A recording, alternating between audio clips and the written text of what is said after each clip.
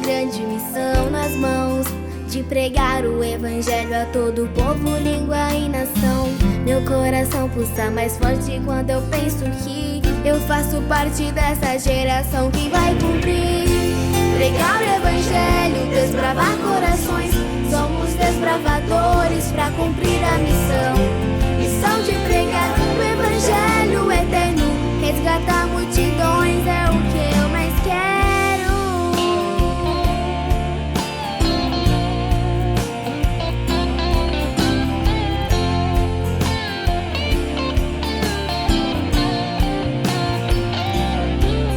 Como fico preocupado ver minha geração mergulhando de cabeça nesse mundo sem ter nem noção que o salário do pecado é a perdição. Isso me faz pensar quão grande é a nossa missão. Pregar o evangelho, desbravar corações. Somos desbravadores pra cumprir a missão. Missão de pregar o evangelho eterno, resgatar multidões é o que eu mais quero. Pregar o evangelho, desbravar corações. Somos desbravadores pra cumprir a missão. Missão de pregar o evangelho eterno é o que eu mais quero. Já estou aqui no meu local de destino, na entrada de uma trilha que vai chegar na cachoeira aonde eu estou indo. Eu amo estar em meio à natureza. Para mim é muito agradável, me traz muito prazer e muita alegria. E eu me lembro de um hino que diz o seguinte: Senhor meu Deus, quanto eu fico maravilhado com as obras de tuas mãos. Como eu admiro a tua criação. E a minha alma louva o Senhor. Então minha alma canta a ti, Senhor. Quão grande és tu, quão grande és o Deus que criou a mim e que criou você. Convido você para vir comigo, entrar nessa trilha e me acompanhar em um trecho dessa jornada.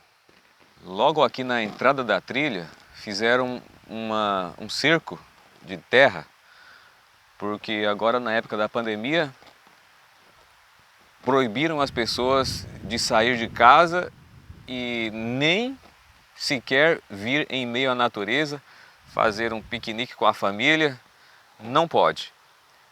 Mas enfim, aliás, não podia, que agora já está mais flexível, as regras já estão liberando. É por isso que eu estou aqui, tá bom? Mas eu estou sozinho. Mas enfim, são essas as coisas que andam acontecendo no mundo ultimamente. Vamos me acompanhar aqui entrando na trilha. Eu tenho que empurrar a minha bicicleta e ao mesmo tempo registrar as imagens. Mas a trilha é uma trilha bem tranquila.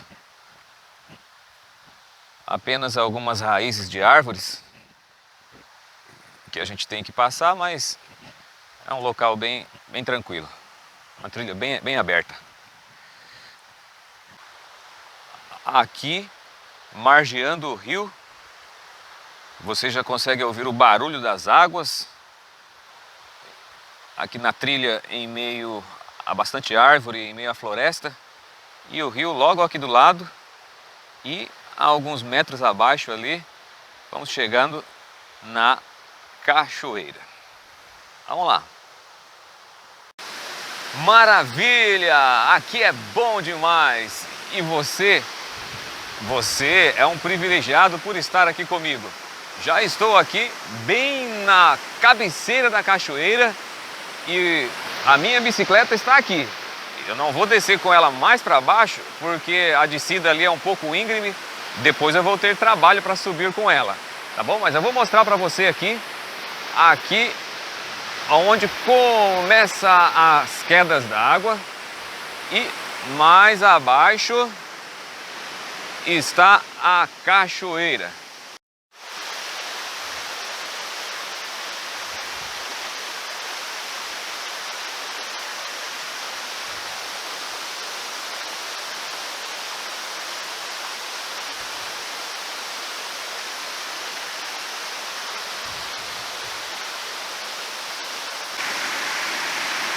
Mais um dia estou aqui neste local muito agradável, fantástico. Vamos ler um capítulo da Bíblia, mas antes vou fazer uma oração com você. Senhor Deus, louvado seja o teu nome, ó Deus, pela tua criação, por poder nos ouvir também. Nesse momento te peço, dá-nos o teu Espírito Santo, em nome de Jesus. Amém. A versão da Bíblia que eu vou ler é a NAA, Nova Almeida Atualizada. Marcos capítulo 9.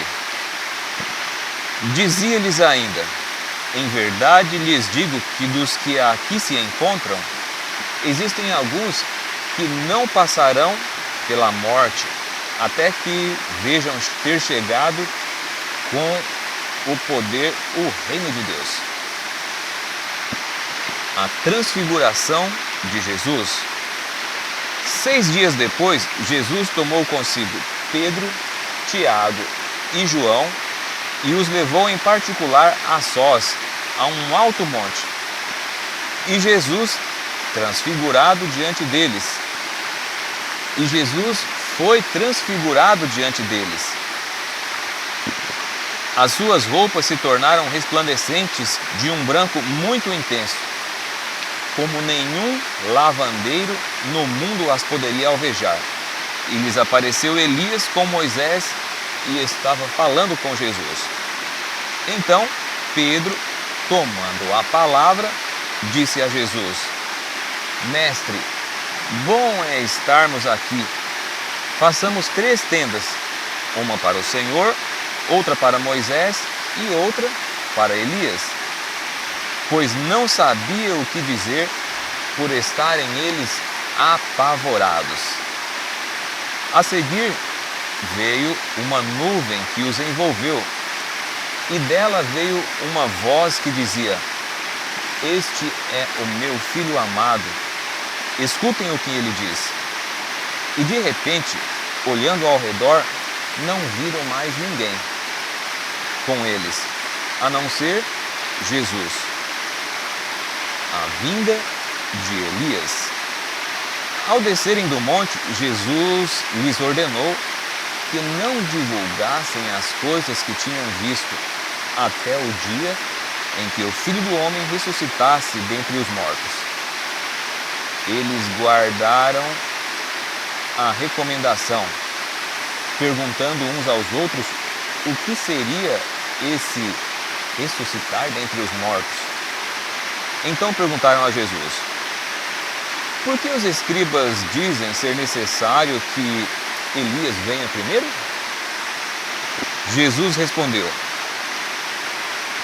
Elias, vindo primeiro, restaurará todas as coisas, como então está escrito sobre o Filho do Homem, que sofrerá muito e será desprezado.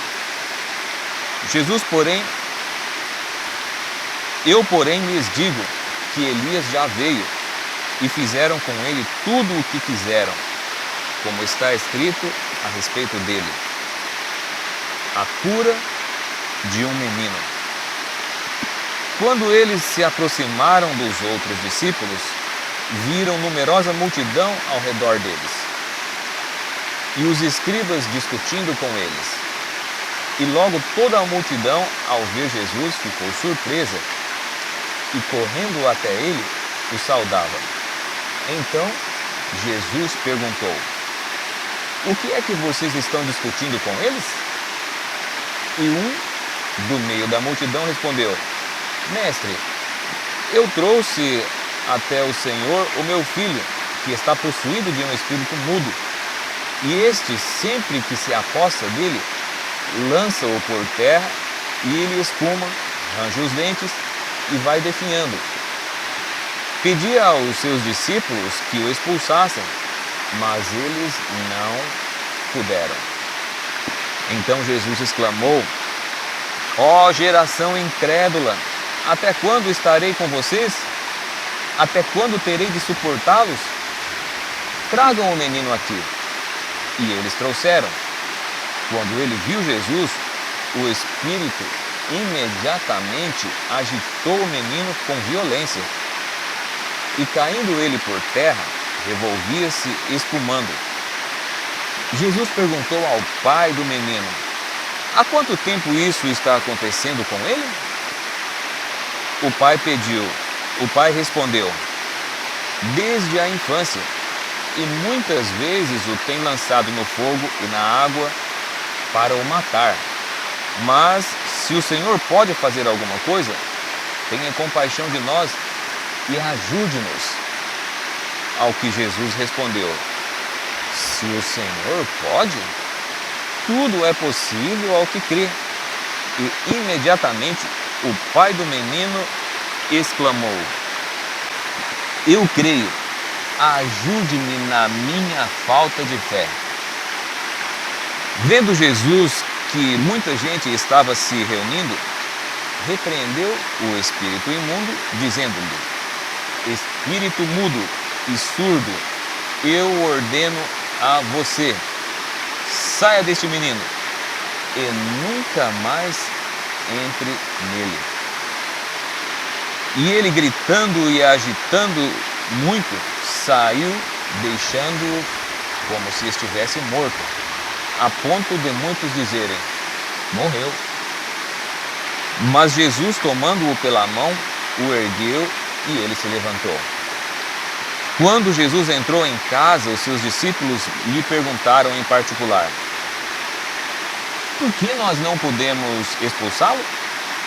Jesus respondeu: esse tipo de espírito só pode ser expulso por meio de oração.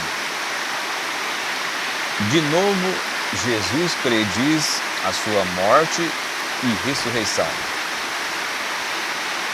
E tendo saído dali, passavam pela Galiléia, e Jesus não queria que ninguém o soubesse, porque ensinava os seus discípulos e lhes dizia: o Filho do Homem será entregue nas mãos dos homens, e estes o matarão, mas 3 dias depois da sua morte ressuscitará. Eles, porém, não compreendiam isto e tinham medo de perguntar: o maior no reino dos céus. Chegaram então a Cafarnaum. Estando em casa, Jesus perguntou aos discípulos: sobre o que vocês estavam discutindo no caminho? Mas eles se calaram, porque no caminho tinham discutido entre si sobre quem era o maior. E Jesus, assentando-se, chamou os 12 e lhes disse: se alguém quer ser o primeiro, será o último, o servo de todos. Trazendo uma criança, colocou-a no meio deles e, tomando-a nos braços, disse-lhes: quem receber uma criança tal como esta, em meu nome, recebe a mim.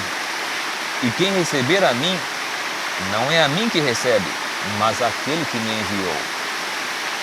Quem não é contra nós, é por nós. João disse a Jesus: mestre, vimos um homem que expulsava demônios em seu nome, mas nós o proibimos de fazer isso, porque não nos seguia. Mas Jesus respondeu: não o proíbam, porque não há ninguém que faça milagres em meu nome, e logo a seguir possa falar mal de mim. Pois quem não é contra nós, é a favor de nós.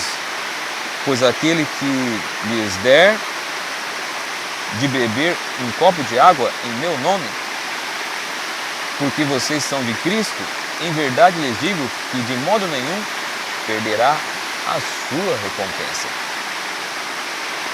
Os tropeços.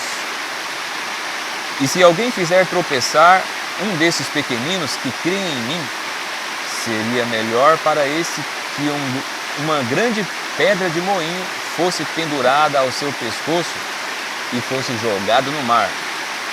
E se a sua mão leva você a tropeçar, corte-a, pois é melhor você entrar aleijado na vida do que, tendo as 2 mãos, ir para o inferno, para o fogo que nunca se apaga. onde não lhes morre o verme, nem o fogo se apaga.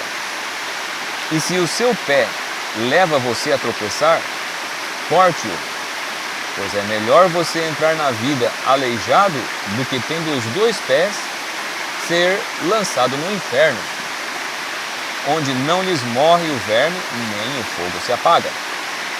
E se um dos seus olhos leva você a tropeçar, arranque-o, pois é melhor você entrar no reino de Deus com um olho só, do que tendo os 2 ser lançado no inferno, onde não lhes morre o verme, nem o fogo se apaga. Porque cada um será salgado com fogo.